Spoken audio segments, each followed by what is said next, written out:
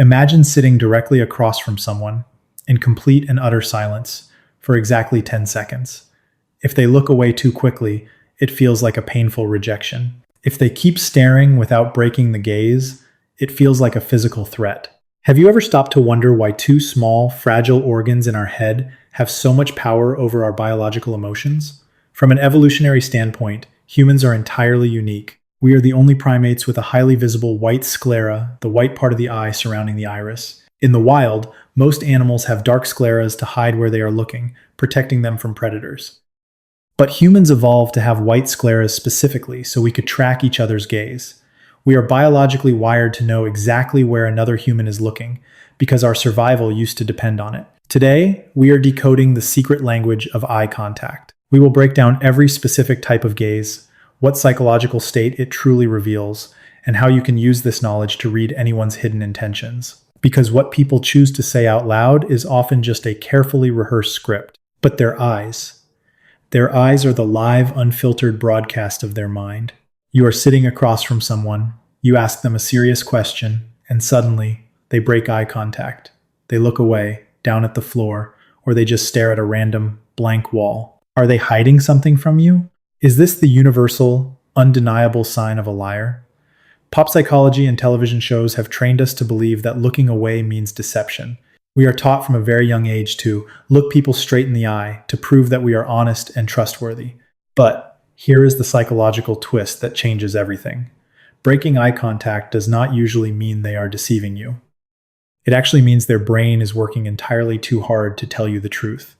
In psychology, this phenomenon is known as cognitive load. Imagine asking your friend to explain exactly where they left their car keys 3 days ago, or asking them to solve a complex math problem. To retrieve that difficult memory or process that logic, their brain has to immediately shut down unnecessary visual inputs. Looking at a human face requires a massive amount of subconscious processing power, because faces are constantly moving and reacting. So, they look away at a blank wall to free up brain RAM in order to answer your question accurately.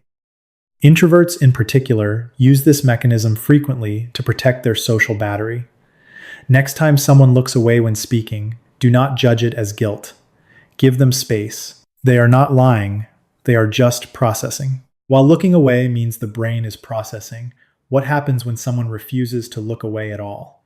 That brings us to its dark opposite, the predatory stare.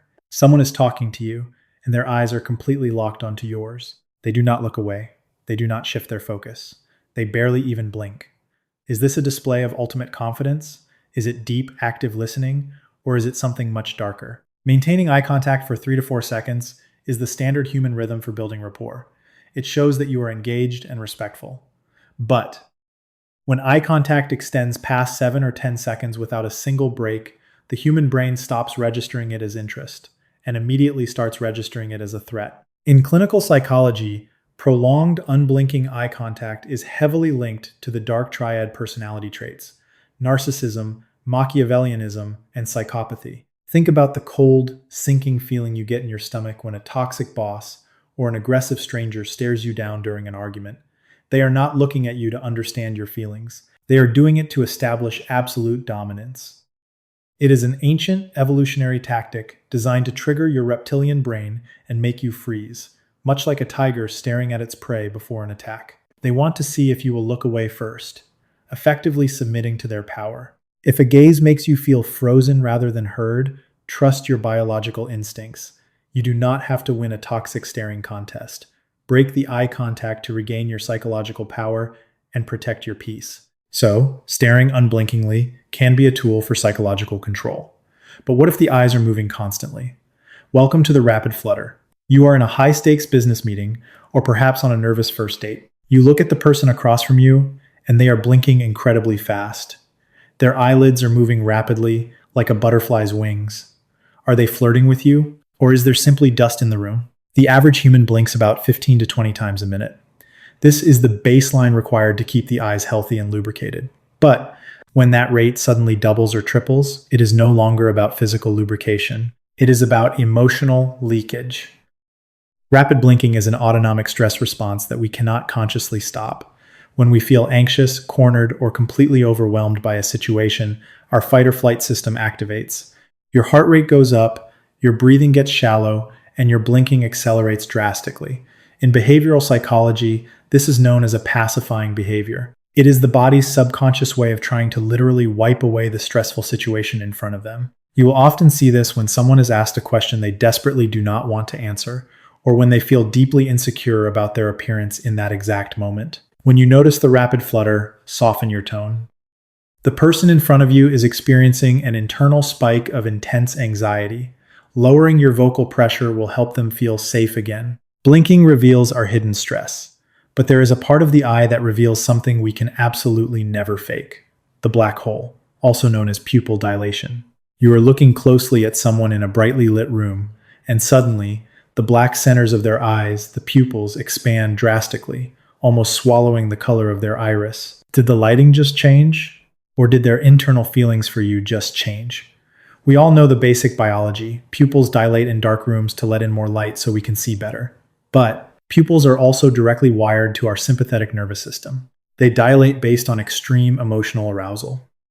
When we see something we deeply desire, something we love, or something we find incredibly fascinating, our pupils expand up to 45% larger. Your brain literally wants to take in more of what you are looking at. This is the exact reason why professional poker players wear dark sunglasses indoors. A seasoned player might keep a perfect, emotionless poker face, but if they look at their cards and see a winning hand, their pupils will violently dilate, instantly giving away their internal excitement to anyone paying attention. You cannot consciously control your pupils. If you want to know if someone is genuinely excited to see you, or if they are deeply captivated by your story, look closely at the black of their eyes. If it expands, their brain is fully hooked. Pupils reveal raw, unfiltered emotion. But what happens when the eyes cannot stay still in one place? This brings us to the microscan. You are talking to someone, and while their face is pointed toward you, their eyes are darting rapidly from side to side. They look at the door, then at the table, then over your shoulder, and back again. Are they just easily distracted, or are they entirely bored of your conversation? In a normal conversation, our eyes naturally wander a little bit. It is comfortable and relaxed. But rapid, darting eye movements, also known as saccadic movements, are a primal survival instinct. When an animal is trapped, its eyes dart around the environment, frantically searching for an escape route or scanning for incoming predators. In modern human psychology, darting eyes mean the exact same thing. The person feels trapped. They might not be physically in danger, but they feel psychologically cornered. Perhaps the conversation has become too intense. Perhaps they are late for an appointment but do not know how to interrupt you. Or perhaps they are feeling a sudden wave of social anxiety. They are not necessarily bored of you. Their nervous system is simply looking for the nearest exit. If you notice the microscan, the most empathetic thing you can do is offer them a graceful way out. Pause your story and ask if they need to be somewhere. They will secretly thank you for releasing the pressure. The eyes constantly scan for an exit when stressed. But when they decide to stay, the specific path they take across your face reveals their exact intentions. This is the psychology of the gaze zones. Someone is looking at your face while you speak, but they are not just staring into your eyes. Their gaze is traveling in a very specific, repeatable pattern. Are they just admiring your features, or are they secretly assessing you as a romantic partner? In social and professional settings, we use the social gaze. Our eyes move from the other person's left eye to their right eye and down to their nose, forming a small, safe triangle. It keeps the interaction respectful, focused, and entirely platonic. But when the brain shifts from social mode to romantic or intimate mode, the triangle drops. If someone is deeply attracted to you, their eyes will track from your left eye to your right eye and then drop down to your lips or even your chest before coming back up to meet your eyes. This is called the intimate gaze. Their subconscious is mapping out your physical features, gathering biological data for physical closeness. Alternatively, if someone wants to assert authority over you, they will use the power gaze. Their eyes will form a triangle between your eyes and the center of your forehead, avoiding your mouth entirely. It creates a feeling of strict seriousness. If you are ever unsure if you are in the friend zone or if it is a real date, just track their gaze. If their eyes keep dropping to your mouth, the dynamic has fundamentally shifted. We have covered stress, dominance, processing, and attraction. But the most powerful form of eye contact of all is when the eyes decide to do absolutely nothing. Welcome to the slow blink. You are in a comfortable, quiet environment with someone you deeply care about. They look at you, close their eyes very slowly, leave them closed for a full second, and open them peacefully. Are they just sleepy, or is this the ultimate sign of psychological safety? In the animal kingdom, particularly with cats and other mammals, a slow blink is a sign of ultimate, unconditional trust. Closing the eyes in the presence of another living creature means voluntarily turning off your primary defense mechanism. But humans do this too, entirely subconsciously. When we are with someone who triggers our brain to release oxytocin, the deep trust and bonding hormone, our emotional guard completely drops. You see this pure vulnerability when a mother looks down at her newborn baby, or when two people deeply in love are relaxing in silence on a Sunday morning. The slow blink is the human body's way of saying, I feel so entirely safe in your presence that I do not need to monitor you for threats. I can afford to be blind for a moment. When someone gives you the slow blink, mirror it back to them. It is a nonverbal handshake of the soul, silently acknowledging mutual peace, absolute trust, and profound vulnerability. Eye contact is heavily nuanced. It is not a rigid, one-size-fits-all rule. If we blindly judge the avoidant gaze as a lie, we punish an introvert just for thinking. If we blindly praise the predatory stare as strong leadership, we accidentally invite manipulation into our lives.